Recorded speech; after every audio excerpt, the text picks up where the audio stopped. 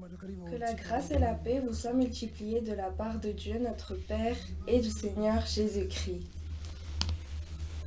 Nous allons lire Psaume chapitre 119, du verset 19 au verset 23. Psaume chapitre 119, du verset 19 au verset 23, du 118, excusez-moi. Ensuite, nous allons chanter un hymne.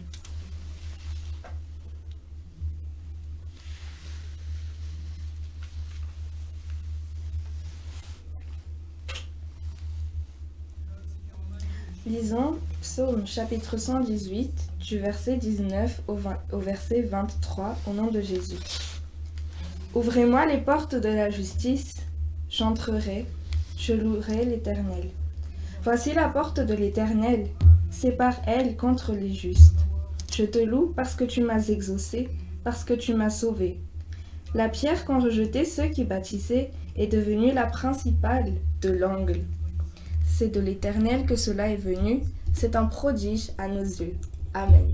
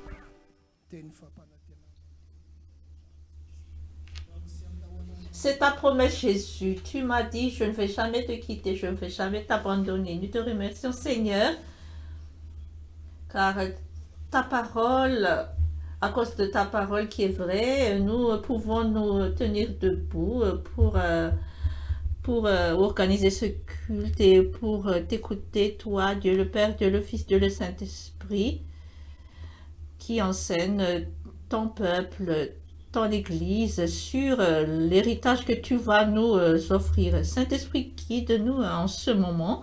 Au nom de Christ, nous prions. Amen. Nous trouverons notre lecture dans Deutéronome, chapitre 18, du verset 1 au verset 5. Deutéronome, chapitre 18, du premier verset au verset 5. Cela se lit comme ceci au nom de Jésus. Les sacrificateurs, les Lévites, la tribu entière de Lévi, n'auront ni part ni héritage avec l'Israël. Ils se nourriront des sacrifices consumés par le feu en l'honneur de l'Éternel et de l'héritage de l'Éternel. Ils n'auront point d'héritage au milieu de leurs frères. L'Éternel sera leur héritage, comme il le leur a dit. Voici quel sera le droit des sacrificateurs sur le peuple, sur ceux qui offriront un sacrifice, un bœuf ou un agneau. On donnera au sacrificateur l'épaule, les mâchoires et l'estomac. Tu lui donneras les prémices de ton blé, de ton mou et de ton huile, et les prémices de la toison de tes brebis. car c'est lui que l'Éternel, ton Dieu, a choisi entre toutes les tribus, pour qu'il fasse le service au nom de l'Éternel, lui et ses fils, à toujours. Saint-Père, sanctifie-nous par la vérité, ta parole est vérité. Amen.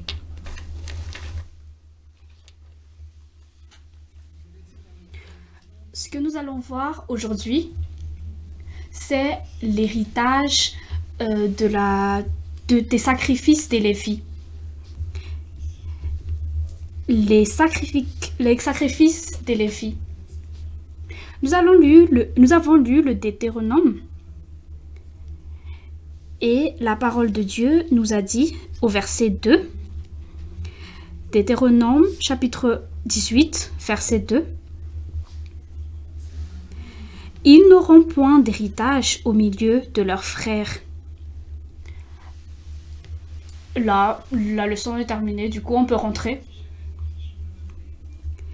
L'héritage selon les sacrifices de Lévi, il n'y en a pas. Alors, on va rentrer?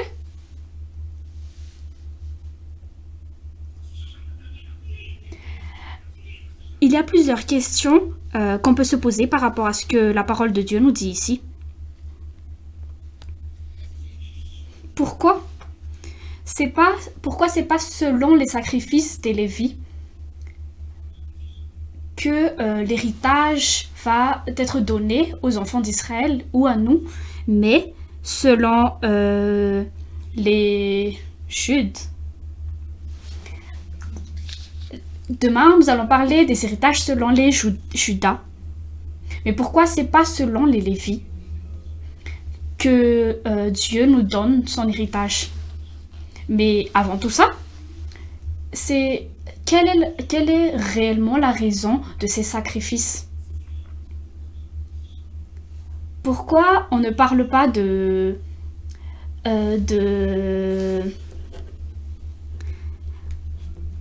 Pourquoi on ne parle pas de fonction sacerdoce, mais de sacrifice?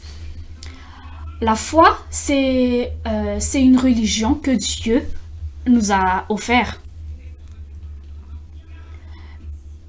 Il nous a donné cela pour qu'on puisse se réunir avec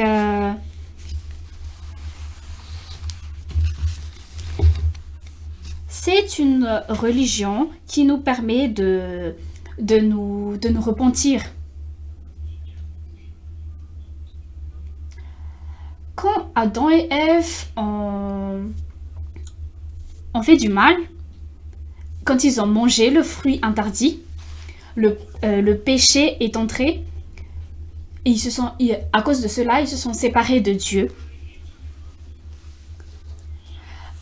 Donc, Dieu a cherché des solutions pour que les humains puissent revenir vers Dieu.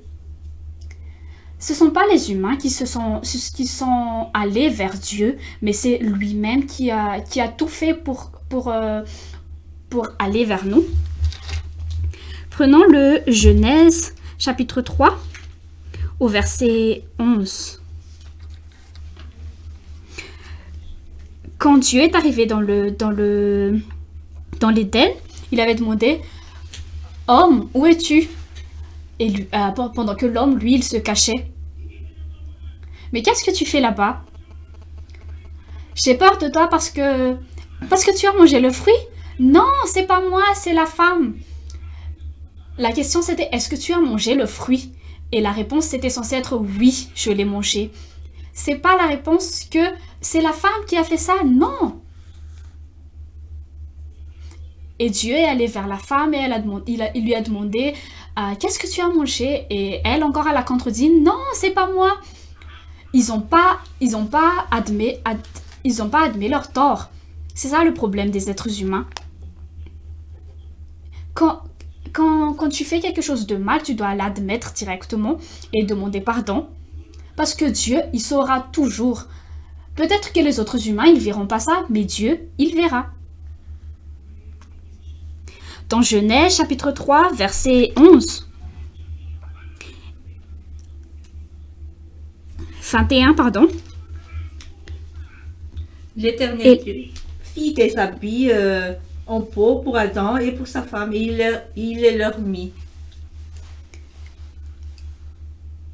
C'était donc là-bas l'endroit pour vraiment la source des vrais cuirs pour Adam et sa femme. Et ils les ont revêtis. Ce sont des habits de peau. Ça veut dire quoi? Ça veut dire qu'il y avait des animaux qu'on a tués pour avoir cela. Quand on tue un animal, leur sang, ils perdent de leur sang. Mais Dieu, il a dit que on ne doit pas verser du sang. Le péché, c'est une chose mauvaise pour notre esprit. Et rien ne peut enlever cela à part le sang. Et c'est le sang versé. Hébreux chapitre 9, verset 22. Imaginez un peu Dieu qui a créé des habits. C'est quoi le métier que les gens ont fait et que Dieu a également pratiqué? C'est le fait de coudre. Levez la main ceux qui savent coudre. C'est pas vous qui devez avoir honte. Mais ça veut dire que en ce moment, peu de gens savent coudre. Et c'est tout à fait normal. En ce moment, il y a plein de friperies partout. On se penche et on en a un.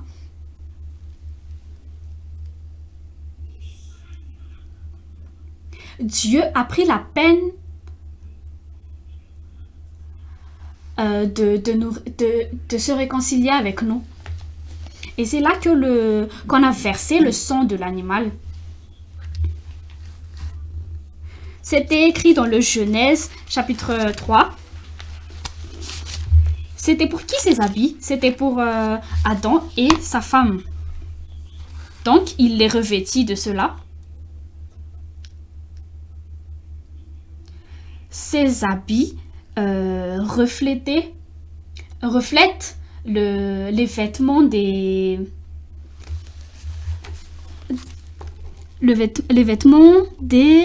grands prêtres. Donc Adam et Ève étaient considérés comme des prêtres. Donc c'était déjà tout au début que Dieu a planifié qu'il y aura les prêtres, il y aura les grands prêtres des femmes et il y aura également des hommes. En ce moment, c'est encore un grand débat. Est-ce que les femmes peuvent être des pasteurs? Il y a certains qui disent que non. Et là, du coup, c'est un grand débat. Donc, on se demande encore pourquoi... est-ce que les femmes peuvent faire cela? Alors que tout au début, Adam et Ève ont déjà été égaux aux yeux de Dieu. Ils étaient considérés comme des grands prêtres selon Dieu. Mais, à chaque fois qu'un être humain pêche, Dieu, il est en colère. Parce que c'est justement ce péché qui nous sépare de Dieu. C'est ce que la parole de Dieu nous dit. C'est vos péchés qui vous séparent du grand Dieu. Peu importe ce que tu fais, tant que tu pêches encore et que tu n'es pas pardonné à cause de cela, tu peux prier, mais ta prière, elle n'arriverait pas jusqu'aux cieux, elle arriverait au plafond et elle redescendrait. Mais tu dois tout d'abord revenir vers Dieu. Parce que Dieu nous a déjà montré le chemin. Il y a un verset qui est vraiment très important, qui se trouve dans Psaume,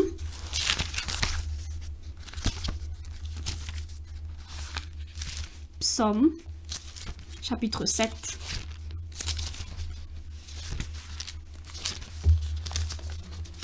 Je vais lire le verset 11 jusqu'au verset 13. Psaume, chapitre 7, mon bouclier est ton Dieu.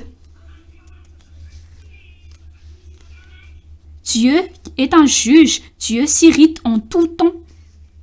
Est-ce que vous entendez cela? Dieu, il s'irrite à quel moment? On reviendra vers ça après. Si le méchant ne se convertit pas, il aiguise son glaive, il bande son arc et il vise. Vous aurez des problèmes.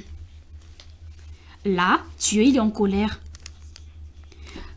Donc, il aiguise son glaive, il bande son arc et il vise. C'est-à-dire que ce sont les pécheurs qu'il vise. Il utilise son arc pour cela. Et là, il vise avec son arc. Qui a péché? Dès qu'il sait directement, il tire.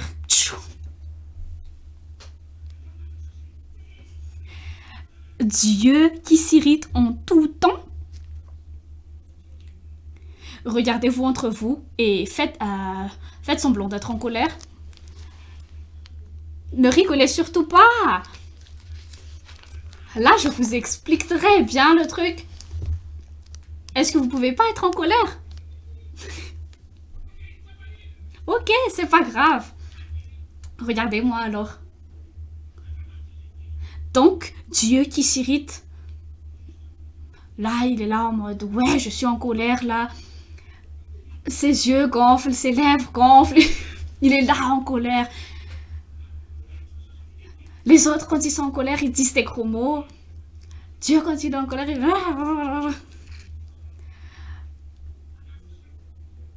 Le chat, il passe directement. Imaginez un peu quand Dieu, il est en colère. Et il est tout le temps en colère. Est-ce que tu oserais vraiment te dresser devant lui, face à lui? Dès qu'il grogne directement, il va pleuvoir.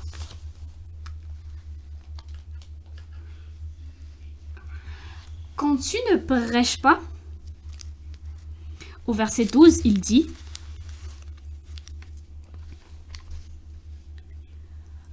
donc c'est ce qui se passe dans notre vie. Quand on ne se repent pas. Mais qu'est-ce qu'il faut faire pour adoucir? Il faut verser le sang d'un animal. S'il n'y a pas de sang qu'on verse, il n'y aura pas de pardon. Donc là, il a demandé au peuple d'Israël de faire des sacrifices. Dieu, il aime les humains, donc il ne veut pas qu'ils s'entretuent entre eux. C'est pour ça qu'il a choisi les animaux afin de faire les sacrifices. Les peuples d'Israël, ils faisaient des sacrifices tous les jours. Et quand les prières étaient finies, on n'avait plus le droit de faire des sacrifices. C'est tout simplement dans le temple de Jérusalem qu'on pouvait faire des sacrifices.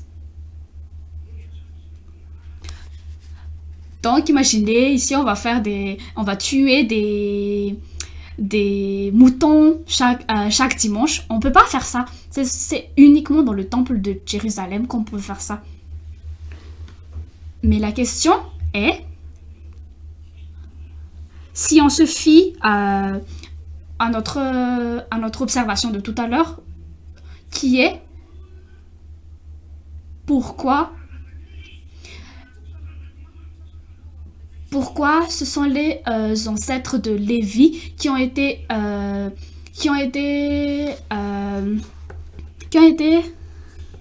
désignés afin de faire ces sacrifices. Là, il y avait 12 garçons et une fille. Jacob, lui, il avait 13 enfants, 12 garçons et une seule fille. Il gâtait beaucoup les 12 autres garçons. Mais pourquoi ce sont les Lévis qu'on a choisis? La réponse se trouve dans Genèse,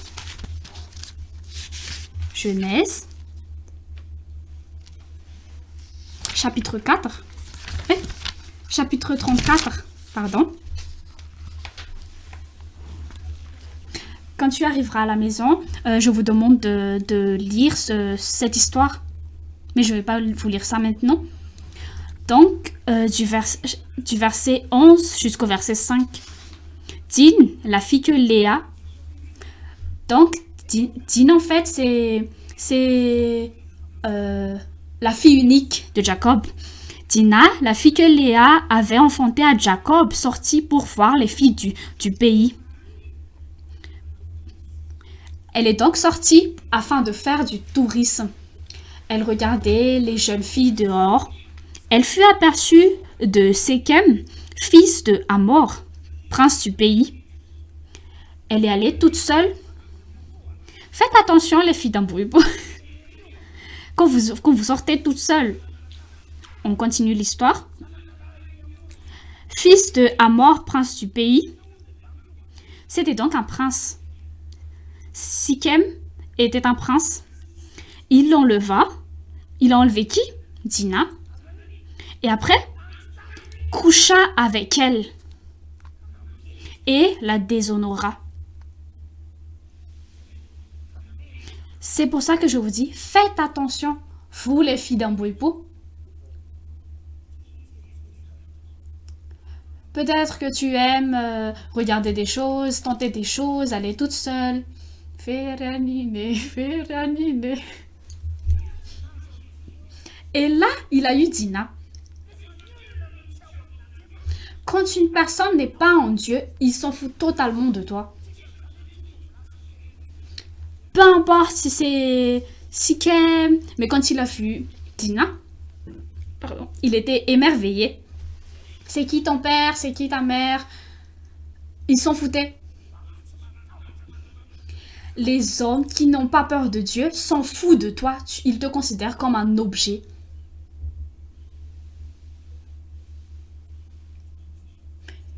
Ici, ceux qui prient là, je suis sûre qu'il y a un Séchem quelque part.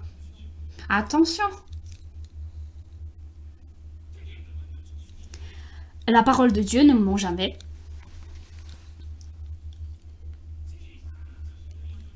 Ils s'en foutent de qui sont tes parents, de quelle famille tu es. Mais toi, viens ici directement. Pas. On continue donc l'histoire. C'est pas encore fini. Son cœur s'attacha à Dina. Il a déjà couché avec Dina et c'est là qu'il s'attache à elle. Mais qu'est-ce qui se passe? Fille de Jacob, il aime la jeune fille et sut parler à son cœur. Mais là, alors qu'il l'avait violée avant cela. C'est vraiment le terme qu'on peut utiliser par rapport à son acte. Il l'a violée. Et là, il sut parler à son cœur.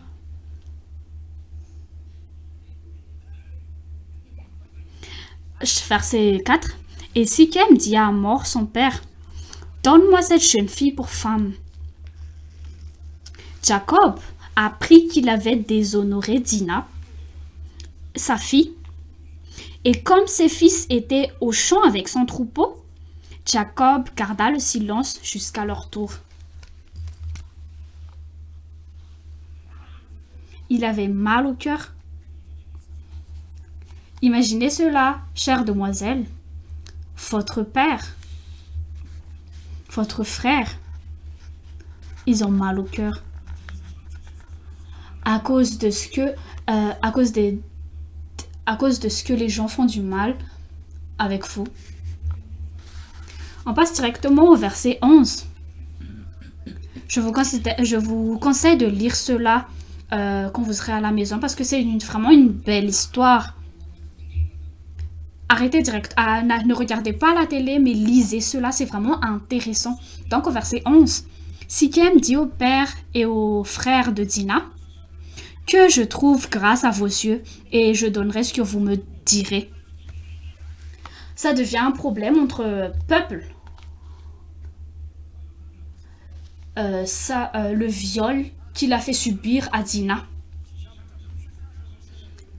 Exigez de moi une forte dot et beaucoup de présents, et je donnerai ce que vous me direz, mais accordez-moi pour femme la jeune fille. Les fils de Jacob répondirent, et parlèrent avec ruse à Sichem et à Hamor, son père, parce que Sichem avait déshonoré Dina, leur sœur.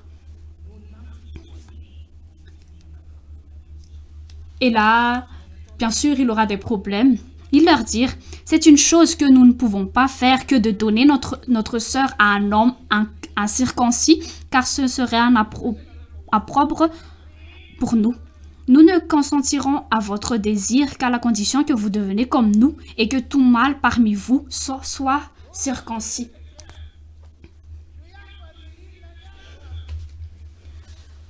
Même s'il s'agit d'un homme très âgé, on doit les circoncire.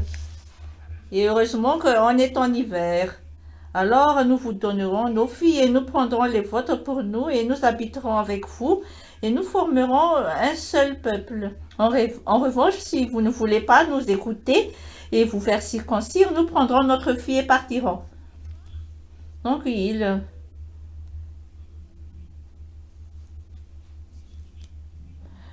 mais eux, il va kidnapper Dina. Donc au verset 18 et 19, on a ceci, Hamor et son fils Sichem approuvèrent ces paroles. Et le jeune homme ne tarda pas à faire ce qui avait été dit, car il aimait la fille de Jacob, et il était estimé de tous chez son père. Donc l'histoire, comme l'histoire continue, ils étaient tous circoncis, tous les hommes d'une nation. Imaginez que tous les hommes d'une nation ont été circoncis.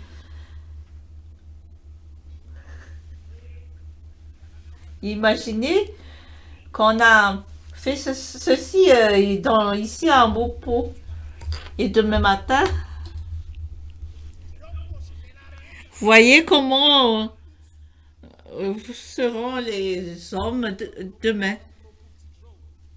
Bon, on continue au verset 24, 26 et 25. Donc, la circoncision de tous les hommes a pris fin 3 jours plus tard, alors qu'ils étaient souffrants. Vous suivez?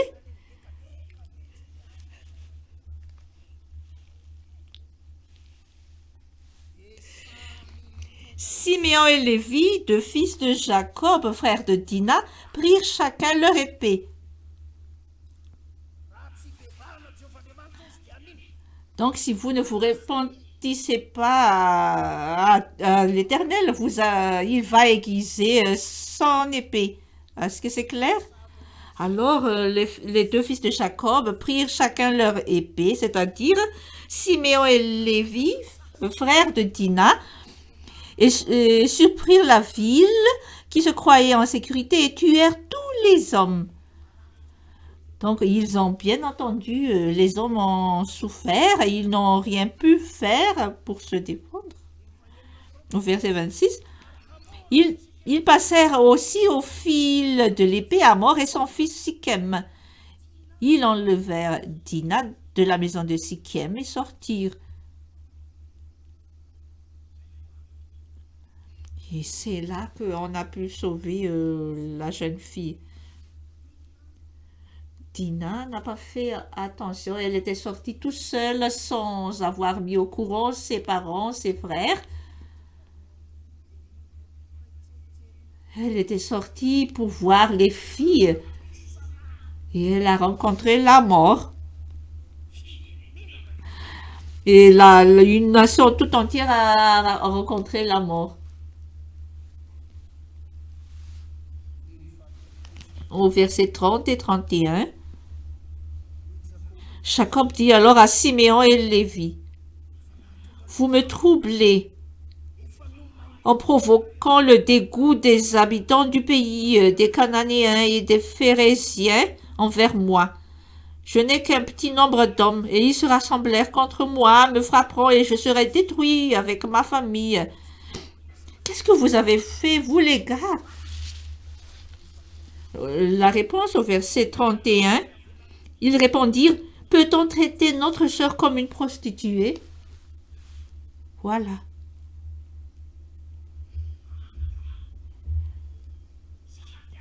Des frères très jaloux de leur sœur pardon, papa, hein. Notre sœur n'est pas une prostituée. Ce ne sont pas des gens comme eux qui vont nous prendre comme des fous. Ils ont été irrités et ils ont sorti leur épée pour tuer. Et qu'est-ce qu'ils ont tué? Ils ont tué des hommes. Et c'est là que Dieu a trouvé que Lévi avait un bon caractère, car c'était Lévi qui a dirigé le projet. Dieu a apprécié ses gestes, son geste.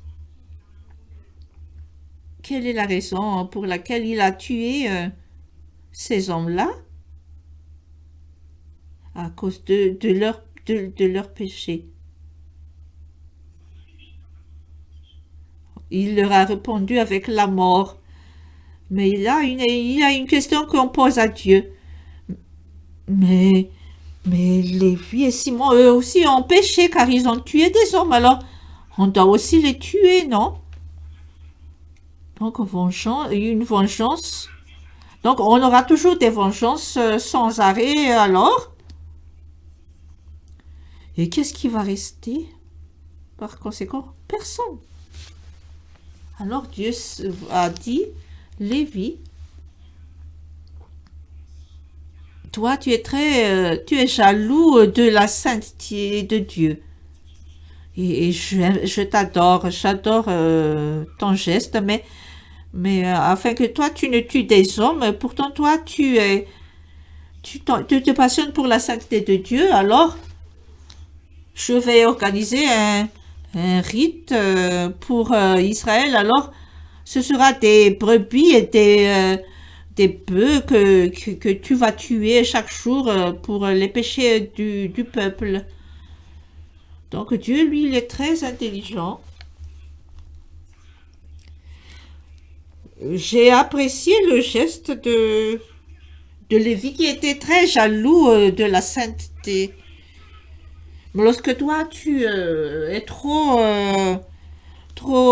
concentré sur la sainteté, tu vas pécher. Tu vas finir par pécher.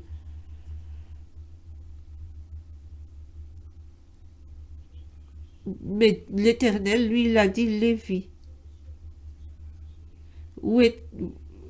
tu vas te rendre dans ton garage et c'est dans le temple. Et c'est là que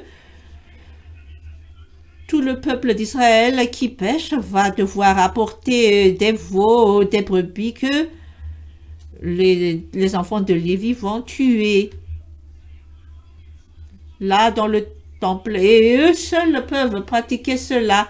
Et vous pouvez y aller chaque jour, hein, si vous allez être, vous allez être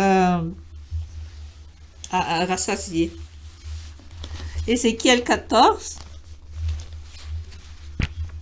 Ézéchiel 44, chapitre 44.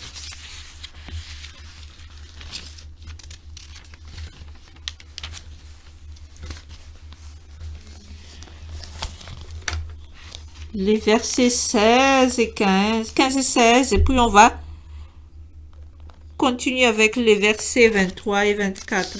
Ézéchiel chapitre 44, les versets 15 et 16, on va lire la parole au nom du Seigneur.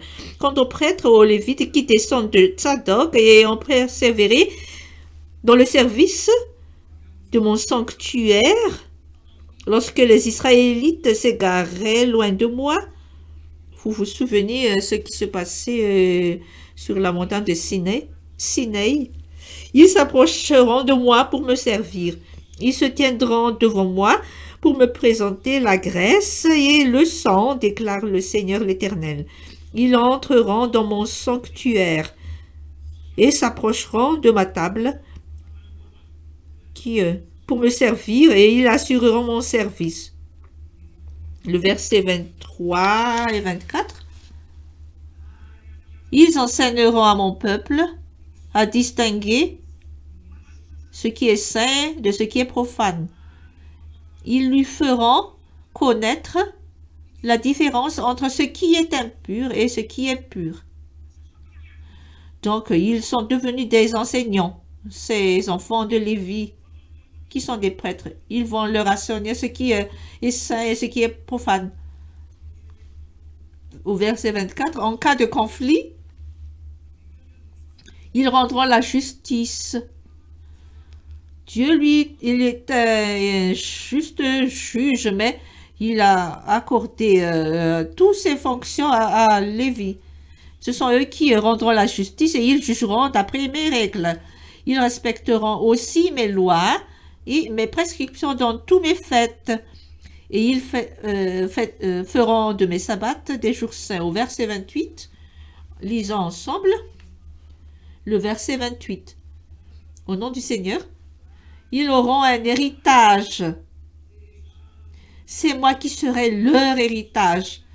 Vous ne leur donnerez pas de propriété en Israël. C'est moi qui serai leur propriété.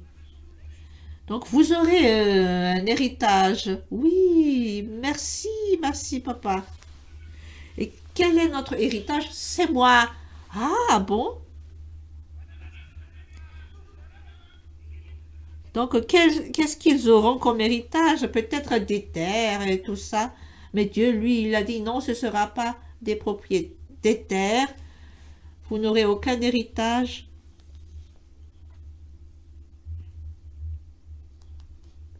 Car c'est moi qui serai votre héritage.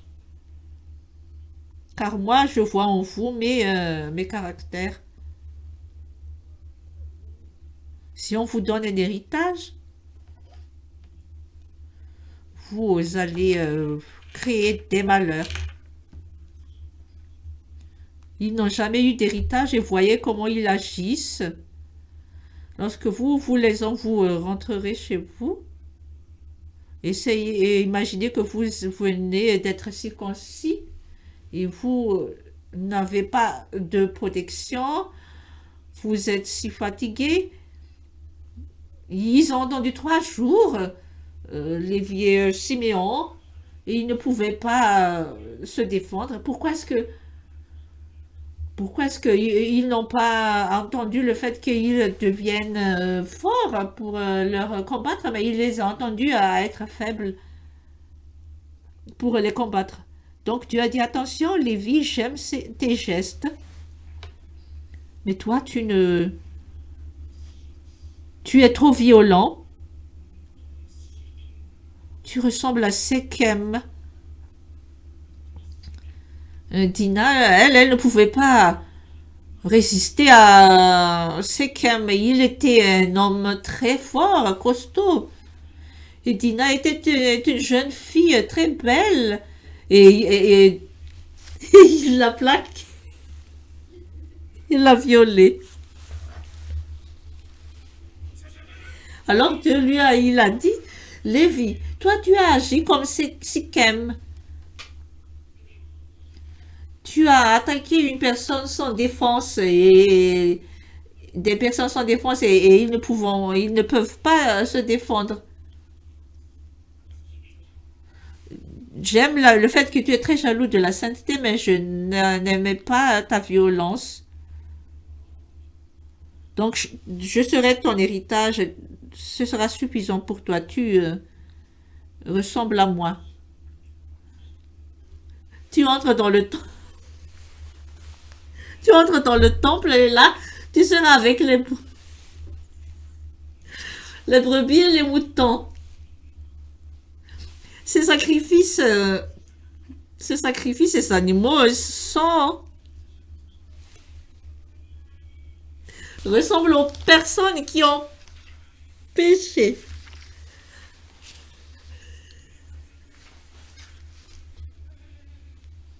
Et là, ils vont dire, ah, c'est Benoît qui a péché, c'est moi qui dois le remplacer.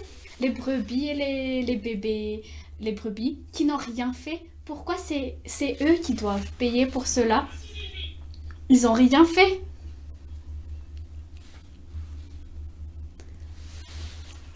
On les a sacrifiés pour le péché de Benoît. Je vous demande pardon s'il y a un Benoît ici, mais là, on parle d'un Benoît de Jérusalem. C'est comme si Lévi, lui, il a bien fait, car il était très jaloux de sa sœur, il était très jaloux de la pureté de sa sœur. Oui, c'est bien, c'est très bien. Mais qu'est-ce que tu as fait après? Tu as très mal agi, Lévi. Tu n'auras pas d'héritage.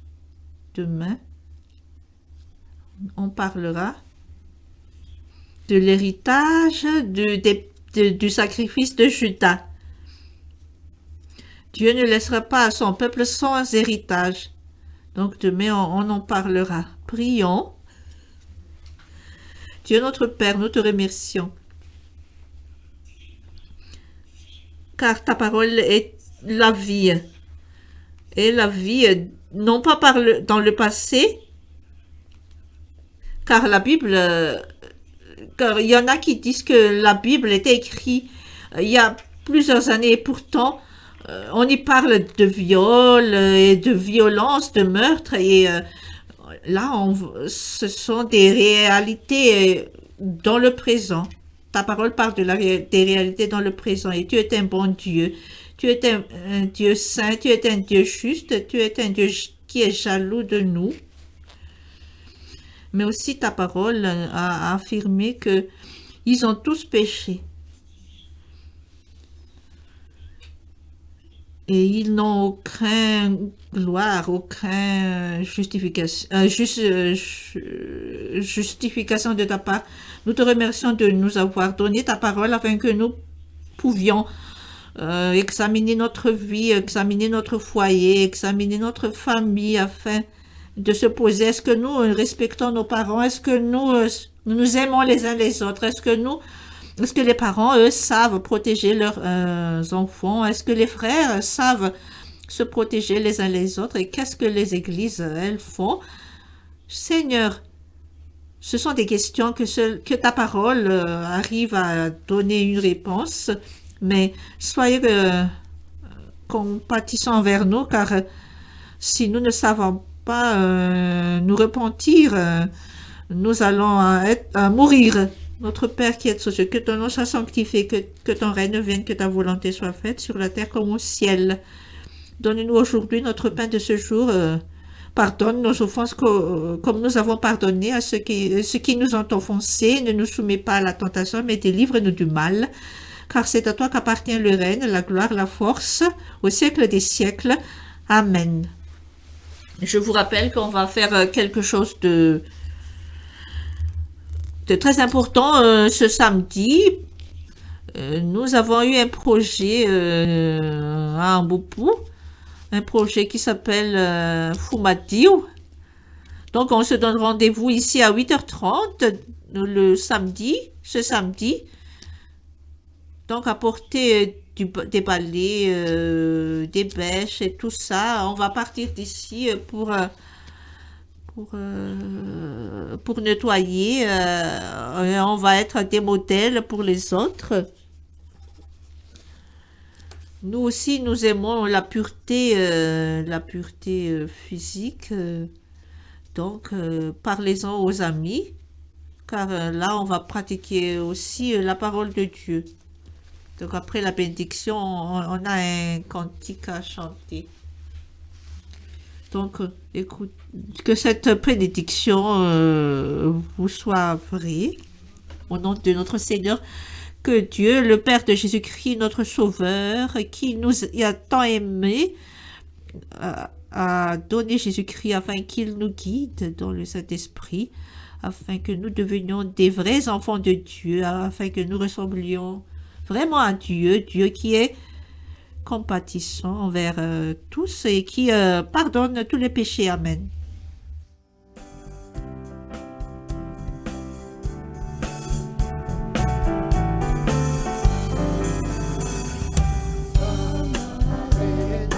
Faizi,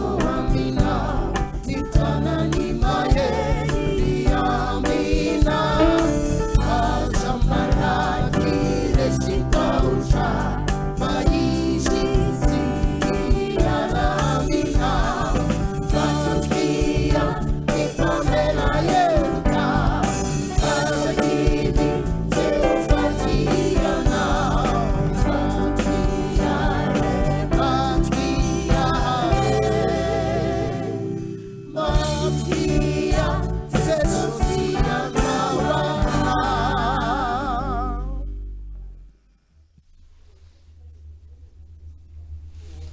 À Dieu seul soit la gloire, au nom du Père, du Fils et du Saint-Esprit.